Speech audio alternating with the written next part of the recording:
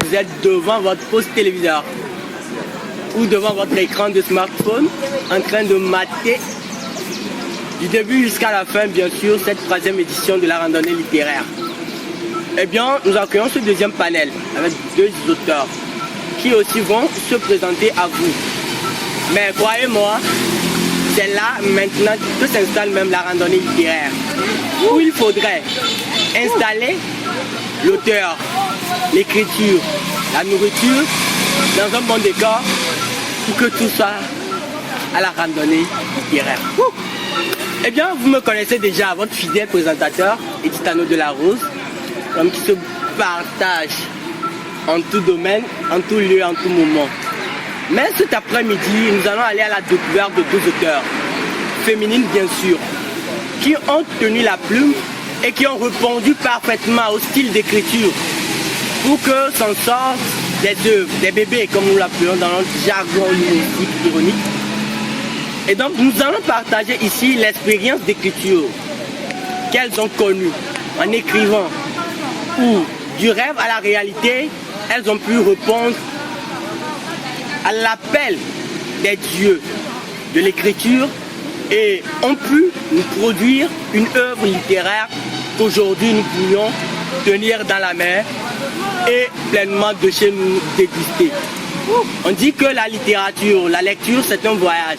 Eh bien, je crois que si vraiment toute œuvre est un nouveau monde, alors chaque auteur est un dieu qui l'écrit ou qui le crée. Eh bien, ils ont essayé de créer leur monde. Et alors, tous ensemble, nous allons demander comment Dieu a créé au premier jour le ciel et la terre, et au deuxième jour le soleil, et au troisième jour jusqu'à ce qu'eux aussi n'arrivent à propitier ces ouvrages-là.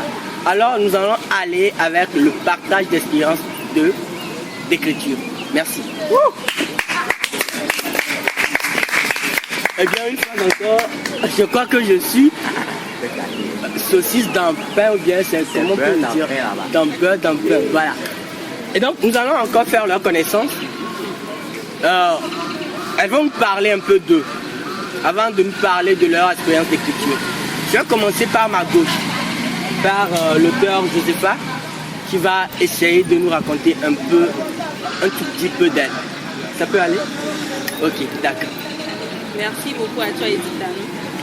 De la Rose. Je me présente de nouveau.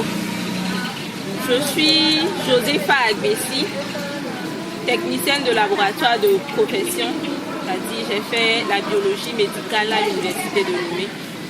Et je suis actuellement technicienne biomédicale à l'hôpital Saint-Camille de l'Hélice d'Adaklami. Je suis également écrivaine et slameuse. Ma passion pour l'écriture est née depuis toute petite. À l'école, je dévorais les livres. Déjà au CM2, comme je suis jeune fille et que toute jeune fille rêve de voir la petite enfance, toute jeune fille rêve de prince et de princesse. Quand j'étais au cours primaire, au CM2, au CM2, j'avais commencé par écrire les petites histoires que moi-même j'imaginais, des histoires de princes et de princesses, des histoires qu'aujourd'hui peut-être si je lis, je vais les trouver peut-être farfelues, je vais peut-être en rire. Mon premier roman, si je peux le dire ainsi, je l'ai écrit en classe de seconde, qui n'est pas édité. Et c'est une œuvre qui parlait de... C'est un polar en quelque sorte, parce que moi j'ai toujours affectionné les polars. Et ça s'intitulait Les 6 filles crack. Ce roman-là, je l'ai imaginé.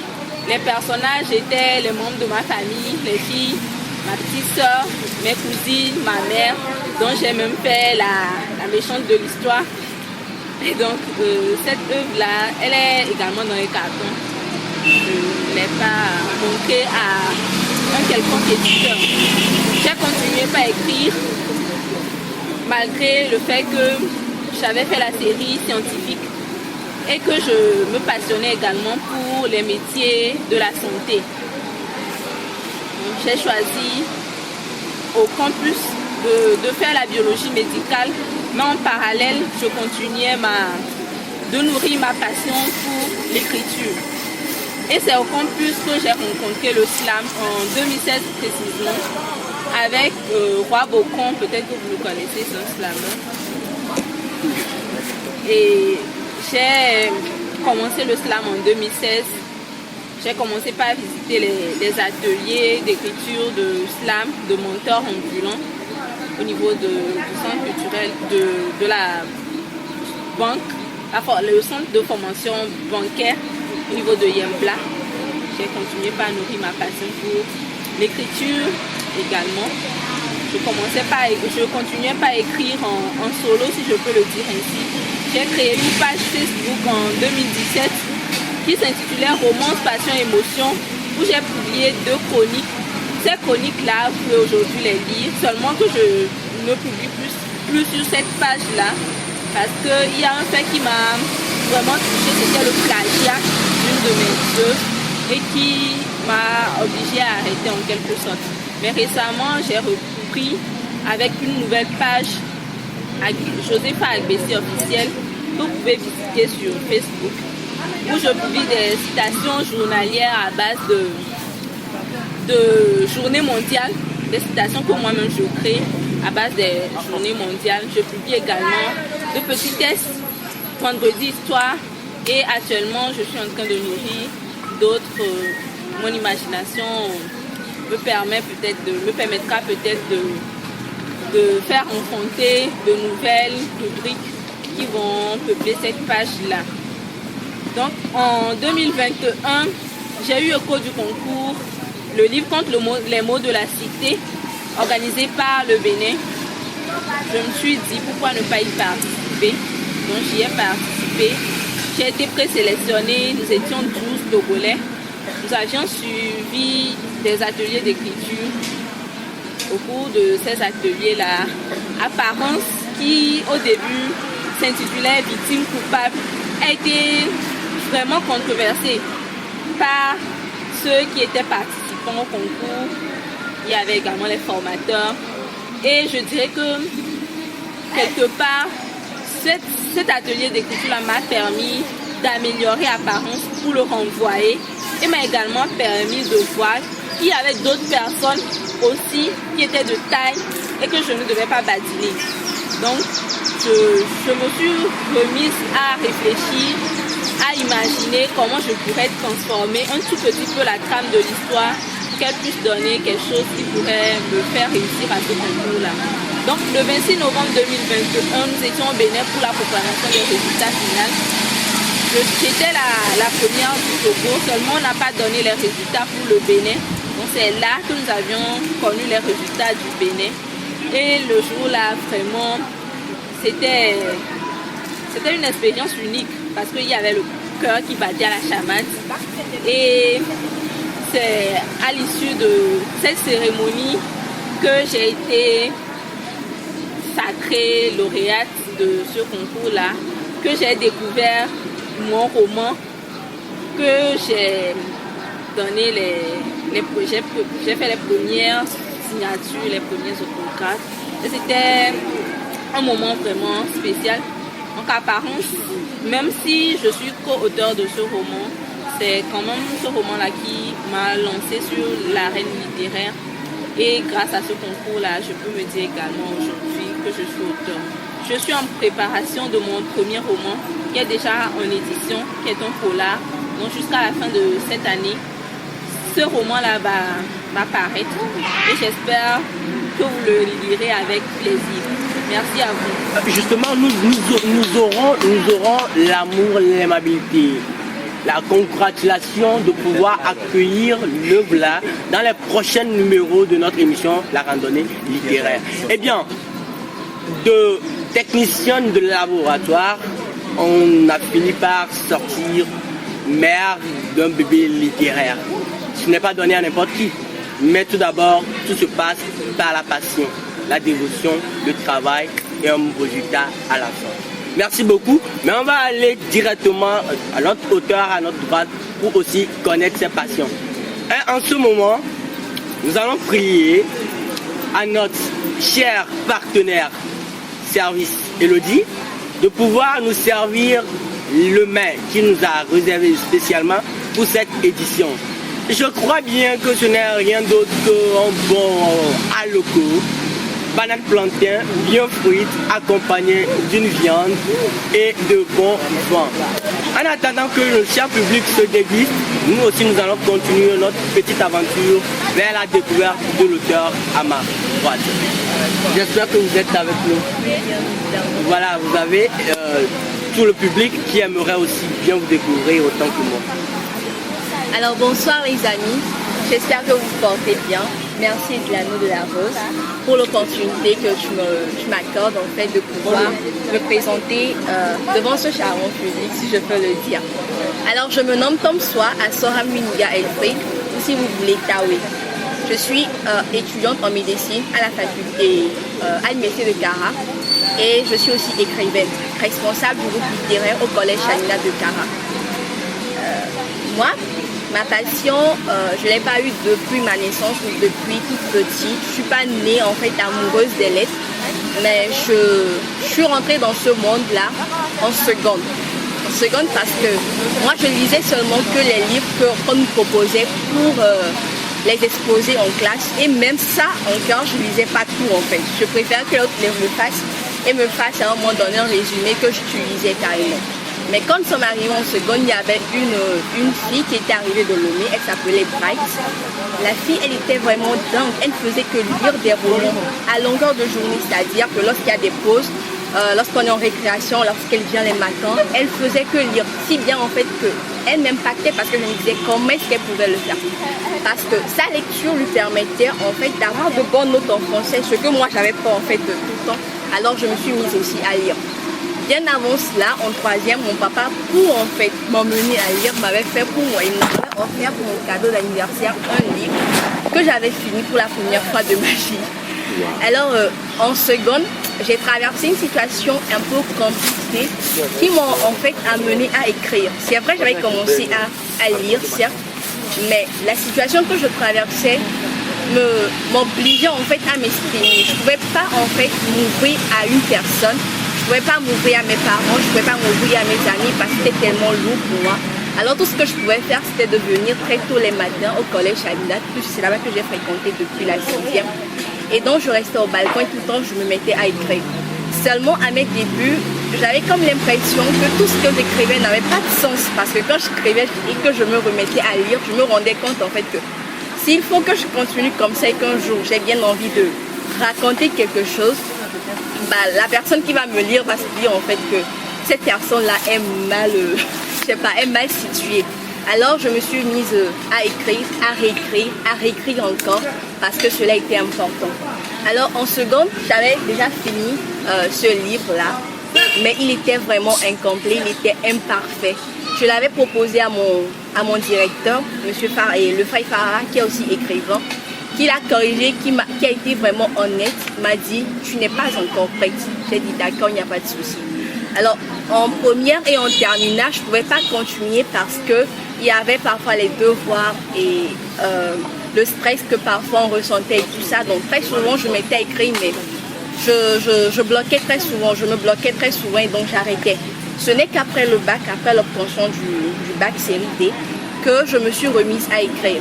Et lorsque je l'ai fait, et que je suis retournée vers le frère directeur, il m'a dit là c'est bien, là maintenant tu es prête. Et donc il voulait en fait qu'un élève parmi tous en fait suive ses pas et que un livre puisse paraître très rapidement pour tirer mes jeunes frères en fait à faire comme moi. Donc du coup je me suis dirigée vers les éditions L'Oracle qui ont bien voulu, qui ont bien accepté en fait donc me publier en fait. Alors moi particulièrement, j'ai édité ce livre-là en novembre, le 27 novembre, au collège Chaminade. Après ça, j'étais passée à Lomé ici pour certaines émissions au cours desquelles j'ai eu à présenter le livre. Ce n'est que là qu'en fait j'ai rencontré l'anneau de la rose, mais on avait perdu contact. Alors aujourd'hui, je vous dis vraiment merci de m'avoir permis en fait de pouvoir vous présenter ce livre-là. J'espère en fait que bon, au cours de cette discussion, je pourrais en fait partager je sais pas, les thématiques que j'ai pu aborder dans cette œuvre. Eh bien, je suis un peu, pas gêné dans le fond, mais un peu enthousiasmé. Parce que c'est un peu marrant de voir deux scientifiques un peu à mes côtés qui répondent parfaitement à une posture littéraire. Cela veut justement dire que la littérature n'est pas réservée à ces praticiens littéraires. Non, loin de là, la littérature est un monde qui accueille tout le monde. Et pour écrire, tu n'as pas besoin d'être appelé par des dieux forcément. Mais toi-même, tu peux frapper à la porte de ces dieux-là pour, voilà, hé Seigneur, je suis là.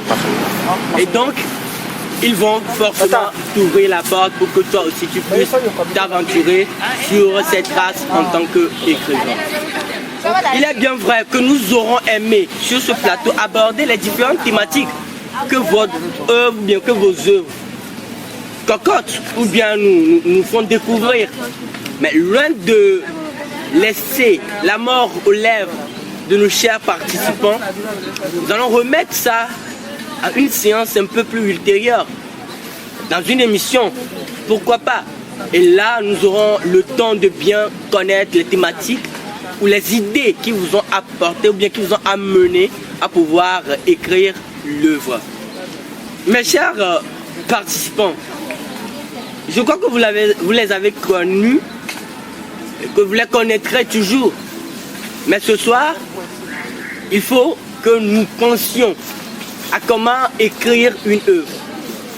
Elles ont bien su nous le dire, comment, de leurs petits excès, en tant que lecteur ou bien lectrice préalable.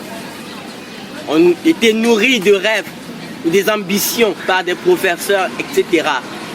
Et par la suite, en goûtant aux délicieux plats littéraires chaque jour, quotidiennement, eux aussi, elles ont pu réaliser aujourd'hui cette œuvre que nous venons, bien que nous voyons aujourd'hui devant nous.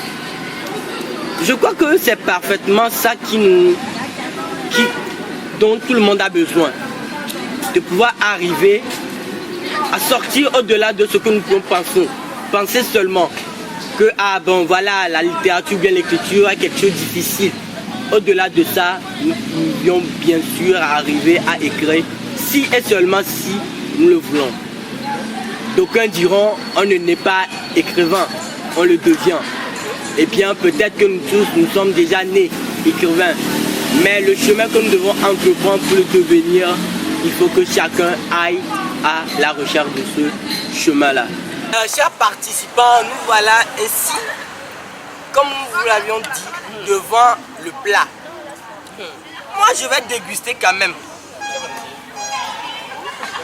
Et si vous aussi vous voulez, faites comme moi bien sûr. Et même nous allons rapidement prendre 2 questions dans le public pour adresser justement à nos auteurs, nos invités. Pas à moi bien sûr parce que moi je suis concentré sur la nourriture. Et nos invités sur les questions. Et chaque œuvre, pour l'auteur, traite déjà une thématique prédéfinie. Donc, de l'autre côté comme de l'autre côté, quelle est la thématique spécifique sur laquelle l'œuvre est écrite?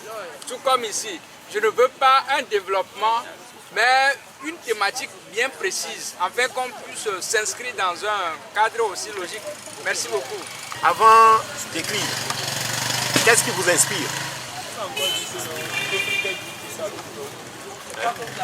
La première question demandait à savoir la thématique autour de laquelle tourne l'apparence.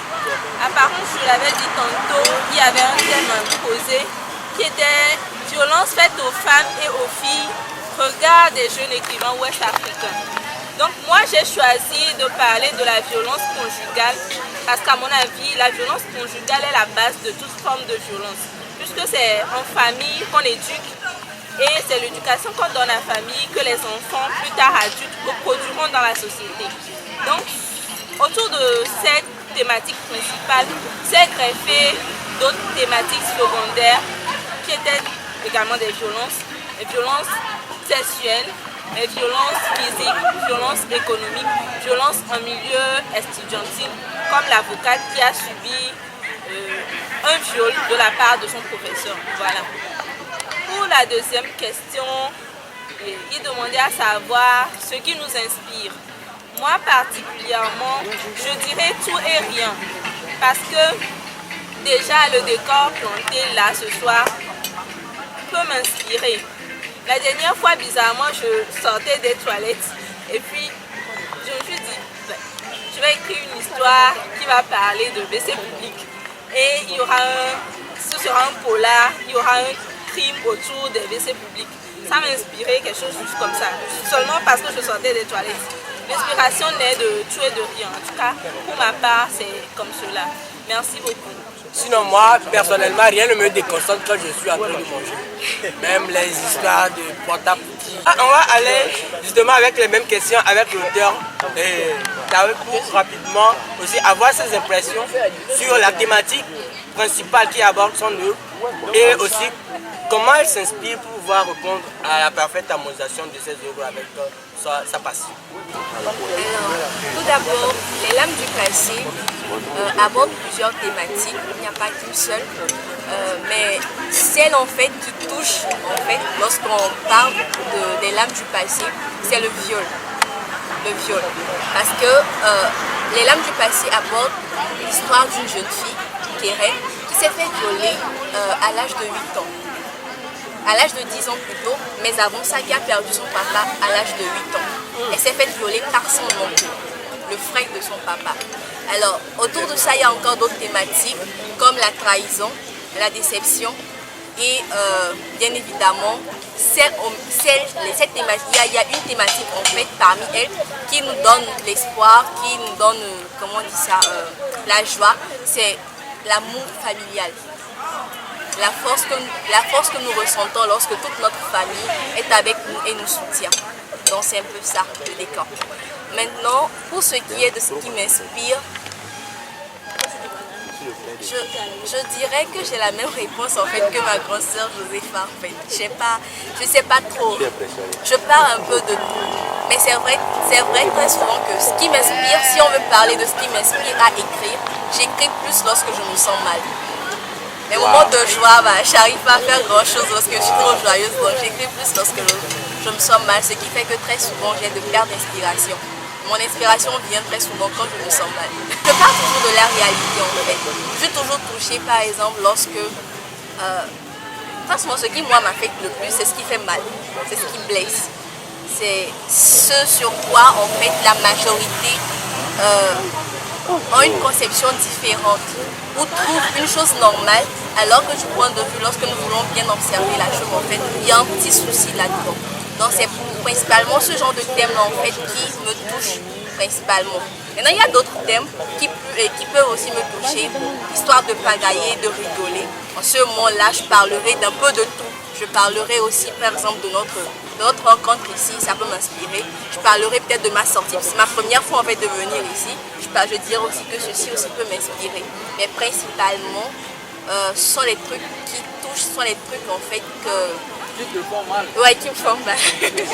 Et moi, lorsqu'on va me poser la question à savoir, Edith Tano de la Rose, qu'est-ce qui peut t'inspirer à écrire une œuvre? Je répondrai juste la nourriture. Eh bien, c'est justement ici que nous fermons, nous bouclons ces deux panels et nous espérons que vous mangez bien, mais pas plus que moi. Et bonne suite de journée à tous et vous à la maison, vous nous suivez et faites comme moi si vous pouvez à manger bien sûr. Merci.